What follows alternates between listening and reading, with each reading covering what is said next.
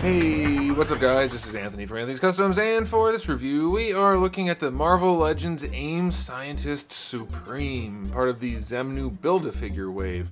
And this guy is one which uses a lot of old parts, but a couple of new ones, and I think it's one of the better releases this wave. I'm going to say that right up front.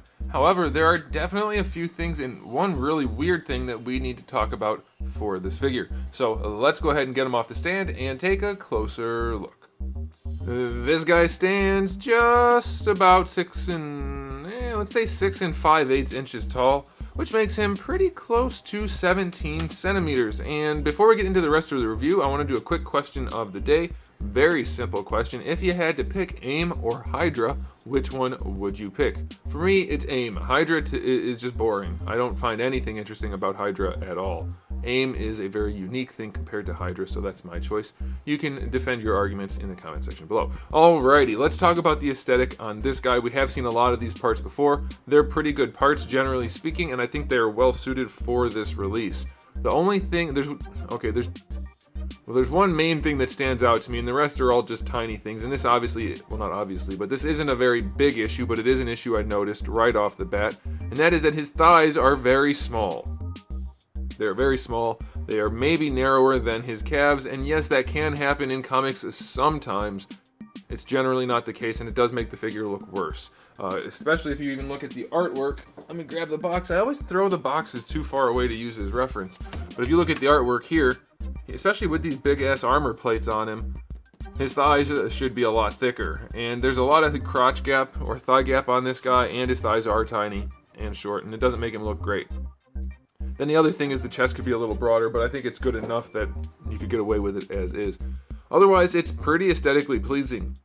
They did a good job with the black in here being a matte finish. The gold is a marbled plastic, which is fairly reasonably not marbly. Like, they did a good job. His chest has some swirling going on, but otherwise it's a nice plastic. It catches the light well. I'm pretty pleased with that. Now here's the thing that stands out as far as that goes.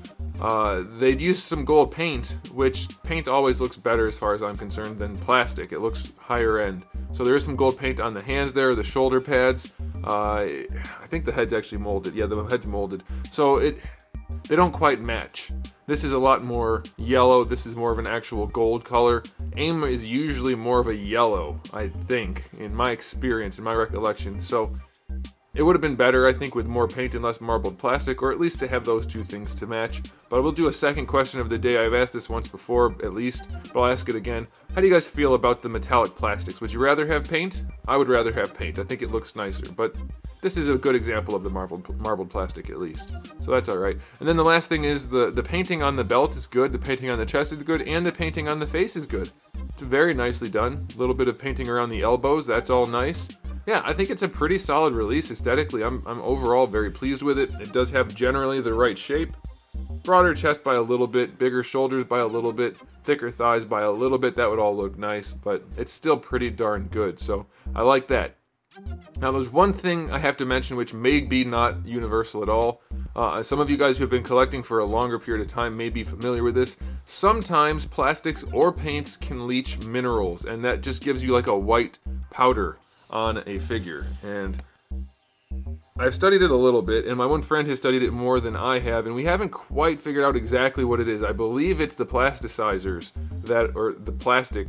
Well, that's the thing, is if it's in paint, it's the plasticizers, and if it's in the plastic, it's the plastic itself that actually comes out, and you end up with this white powder, and it's kind of tacky, kind of sticky, and it dulls everything, but you can just wipe it off. The problem is it'll come back in a couple of days or a couple of weeks or sometimes even longer than that, but it tends to not go away unless you do something like spray it with clear coat or some weird, like, it depends on the situation. So it's a little bit weird, but this guy, when I opened him out of the package, every gold part that's molded plastic, except for the chest, I think, every part on him was covered in this white powder. So that's not a great situation. I don't care for that. It's still in the knees. I don't know how well it's going to show up, but it's definitely not a good thing to have happen. So maybe yours won't have that, maybe it will, but you should be aware that that's all that is. You can wipe it away with a damp washcloth, and hopefully it doesn't come back, but it tends to do so. Okay, so final verdict on the aesthetic on this guy. I'm going to give it an 8 out of 10. It's a pretty good release, but the gold's not matching really grinds my gears, and the thighs should be a lot bigger. Alright, for accessories on this guy, we only get his little data pad, which is surprisingly nicely done. A little bit of paint and some clear plastic goes a long way. I like it. I enjoy this accessory. Doesn't really serve much purpose, but it's unique. We don't get unique stuff that often, so I enjoy it. However, that's it. No alternate hands, nothing. No guns, nothing. So 5 out of 10. Cool data pad, but need a little bit more. Alright, let's go ahead and talk about the articulation on this guy. The head is on a big double ball peg, which is the way to do it, and they could get away with it with this big head. Technically, you can get away with it anyway, but they did it this time. They still aren't using quite as big a ball peg as I would prefer in the bottom. They're using the big one in the top, and I'll address that briefly because somebody commented on my previous video, which was Dorbam, when I talked about the size of the ball pegs being top and bottom. Yeah, they're using the ball peg they're using because it's universal for the heads at this point, so they have to have a big one at the top, but they can still have a big one at the bottom. And even when they do have a bigger one at the bottom, they're not giving it enough clearance. I don't know if you're going to be able to see that, to get a ton of range. Like, you can easily just open that up a little bit by making the ball bigger. You can make the hole bigger, and then you can get better range out of it. Now, on this guy, it wouldn't serve a purpose, so that's fine, but it was a good example for me. You're going to be able to move his trash can head around just as much as you need to. Anything else is going to be binding against the neck anyway, so I think that's just fine. Shoulder pads are flexible, but not that flexible. Let's see how the shoulders function. You can get them up to horizontal. That is okay. Of course, rotation will be limited, but yeah, you can flex it enough. You'll be okay, probably. Bicep swivel is fine. Double jointed elbow works just fine. Wrists have a swivel and a hinge. Diaphragm joint on this guy works pretty well. Doesn't go far enough forward for no apparent reason. Goes really far back, and the sculpt is a little bit strange. Not as fleshed out as it could be, but it's good enough. It'll do, I suppose. He really can't lean forward, though. That's strange to me. And the sculpt is kind of just mushed up underneath the rib cage rather than being fully fleshed out. But they did a pretty good job. As far as diaphragm joints go, that one's not bad. You can definitely get a lot better out of that, though, Hasbro. For the hips, you can bring the legs out a little better than 45. That's okay. They go all the way out to the front. They don't go back all that far. You do get a thigh swivel. Double jointed knees work well enough. Ankles are on a ball hinge, which give you really good range going back. Pretty good range going forward. You can probably squeak a little bit more out of that, and you can rotate it for an ankle rocker, which is like, this is probably the best ankle on any Marvel Legends ever. We've seen it a few times, and it's really good. Before we do a rating for the articulation, though, I want to mention this guy is gummy. It's not very warm in this room. Like, it's warm, but it's not warm enough to make a figure melt or get gummy, and this guy is very, very gummy. I don't know if it's the gold plastic and the gold PVC, but it is definitely a little bit more squishy than I would prefer.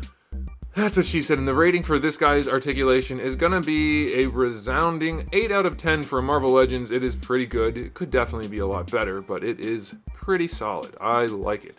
Alright, time for the final verdict on this guy. One of my more favorite releases personally. I really like this design for the character.